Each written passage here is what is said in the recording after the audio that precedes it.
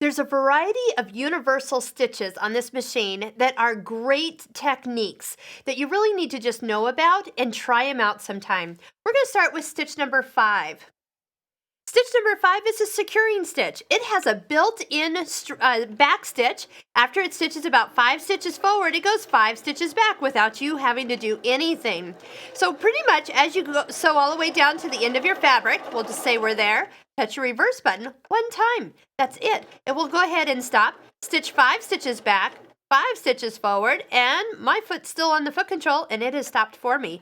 So this sequence is a great one to use anytime you're doing garment sewing, working with home deck fabrics, or just something where your hands are too busy to hold that reverse button in, and it allows you to have the locking stitches right where you need them. Once you've completed the stitch, it's ready to start again. So you can just start sewing, and it'll do the 5 stitches forward, 5 back, and then take off. If you're right at the end of the fabric, this is how it's going to look. You touch it when you get to the end, and then finish it out. Love that stitch. Next, let's talk about a triple straight stitch. That is stitch number 6. It's actually got 2 stitches pictured next to each other, and I'm going to stitch along the bias or the diagonal part of the fabric to show off how this actually stretches. What this stitch is going to do is it's going to take 2 stitches forward, 1 stitch back. So it's going to be a triply stitched seam. Number 1, it is very secure. And number 2, it's actually stretchy.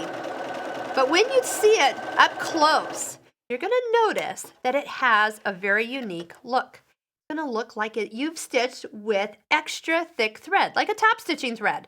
But tell you the truth, top stitching thread doesn't come in a ton of colors. So if you want hot pink or variegated, you don't have to go to the store to buy anything. Just reach for your spool of thread of your choice and then go ahead and pick that particular stitch. But it's stretchy too. So a back part of a pair of pants, like where the seat is, well, where you're going to be sitting down, you don't want that to bust open. You want it really secure and also have the give along the bias of the fabric. Excellent stitch for this.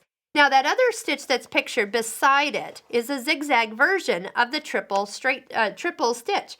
All you need to do is with stitch number 6 selected, go ahead and add width. So I'm going to take this all the way up to the width of 4, and now you have a zigzag. So it's going to do the same thing, 2 stitches forward, 1 stitch back. It'll look triply stitched. Kind of looks rickrack like. It's really a neat stitch. Also, try that with variegated thread sometime. It really is a pretty stitch. You can add some neat decorative features to some of your future projects. Back to this straight version, I've often used that where I might have a bag handle coming into the top of a bag, and then I'll use that to really reinforce it. Yet it doesn't look like I've stitched it 3 times and make it look homemade. This looks nice and professional. Let's try out a couple of some overlock stitches. As we stitch, we can take our fabric, run it along the edge of our foot or right on the inside. These are going to be the stitches that are going to recommend a different foot. So stitch 8, for example, recommends foot number 2, the overlock foot. Pretty much these are stitches that as you stitch them, part of the stitch goes off the edge of the fabric and part of it stays on the fabric. There's a variety of different stitches that will do this, plus it's sewing the seam together. And then I'm making sure that it's not coming undone, as in not unraveling any further when you start to wash it. These are the stitches that you want to use when you don't own a serger, or if the serger that you have is threaded with a different color than the short distance you need to do. It's nice to know which stitches will kind of make it look like you did it on the serger. They'll just take longer. Sergers are so much faster. They really save a lot of time. There you go. So that's how it'll look. Those will not unravel any further, and the seam is stitched all at once. Another stitch that we can use along that line, stitch number 15 is another stitch, and 16 also. So let's use one of those, and we'll kind of do an off the edge type of technique. I'm going to take our fabric here, just kind of cut a little neckline open, just a little curve, and then take some fabric that is also very stretchy.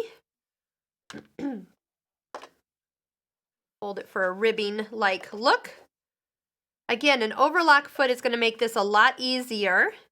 So definitely look into getting one of those, especially if you don't have a serger. And what that does is it makes, the foot is only half the distance, so you know exactly where to run this. This one makes it so you have to kind of guess a little bit. Another stitch to use is stitch number 3. Also recommends that overlock foot. I'm going to just kind of gently pull this as we stitch around that circle there.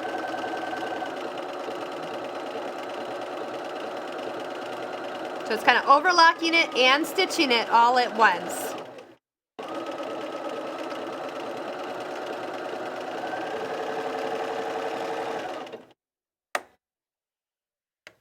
Right, so we kind of got that right around the edge.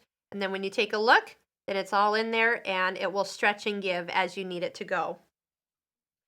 Another stitch, a super stretch stitch. That's stitch number 9 on the front of your machine. Working with fabrics that you just need to sew a seam, but they don't need to be overlocked. This stitch, instead of a straight stitch, which would pop if you stretched it, it kind of looks like what I call a lightning bolt. So it kind of has a down and a back, down and a back. And it's going to give a very tight looking stitch, but yet it's very stretchy. Now, if you have fabric that is very stretchy and it's kind of giving you trouble in coming out wavy, put that walking foot on and you'll have no problem in the wave department. Let's see where we're looking here. See how that's nice and even as it stitches, and look how far that would stretch. And if that was a straight stitch, we would have broken all those stitches when we pulled on it. Another thing we can do is with some elastic. A universal stitch is stitch number 17. Number sign 17, where you can stitch some elastic. I do recommend a stretch needle when stitching through elastic, because once you start stitching, and I do like to lengthen this out just a little bit, because as I pull it, it's going to kind of make it so it doesn't feed through as quickly. Those stitches get awfully close together. But if you ever get any skip stitches when you're stitching through elastic, that's because the rubber in the elastic is kind of built up friction on the needle, and a stretch needle will solve that instantly. Check out all of our needle videos and you can kind of learn kind of what each needle does. But isn't that nice? We can use that to kind of gather up. The more you pull, the more it gathers.